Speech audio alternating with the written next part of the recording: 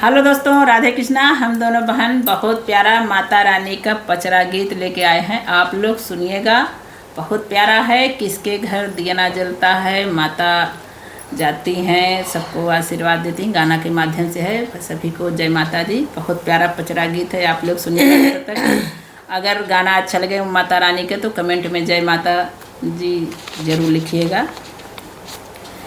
सुनाते हैं।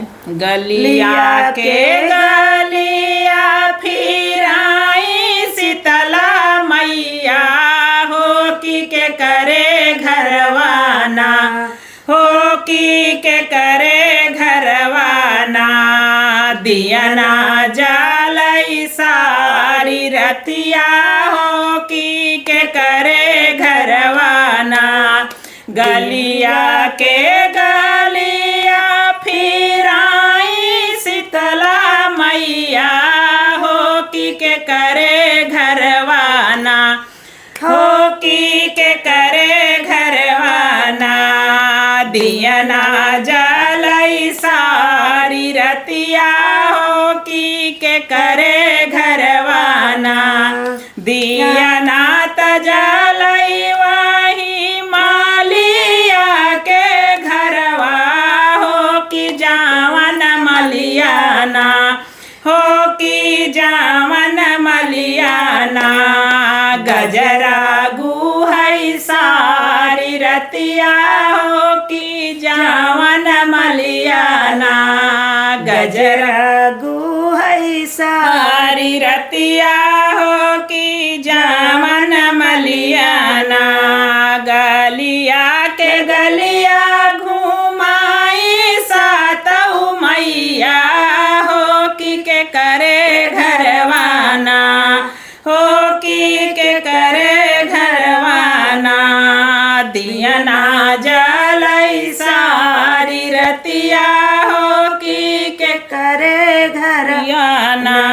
गलिया के गलिया घुमाई सातऊ मैया, हो की के करे घरवाना। दियना जलई सारी रतिया, हो की के करे घरवाना।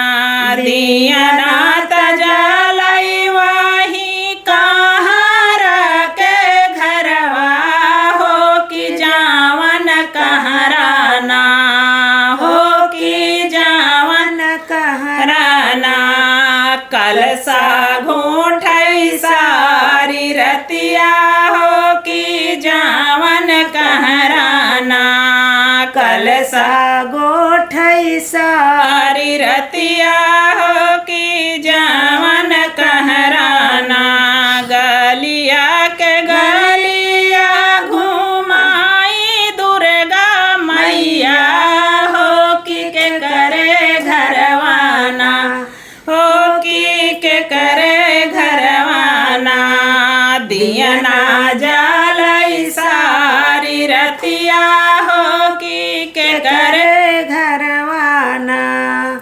दियना तजलई वही पंडित जी के घरवा, हो की जावन पंडित ना, हो की जावन पंडित ना। पोथिया बाचई सारी रतिया, हो की जावन पंडित ना। पोथिया बाचई सारी रतिया, हो की जावन पंडित ना। गलिया के गलिया घुमाई शीतला मैया, हो की के करे घरवाना। दियना जलई सारी रतिया, हो की के करे घरवाना।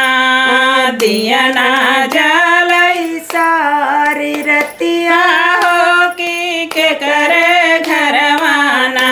दियना तजलई वही सोनारा के घरवा, हो की जावन सोनराना, हो की जावन सोनराना। नथिया गढ़ई सारी रतिया, हो की जावन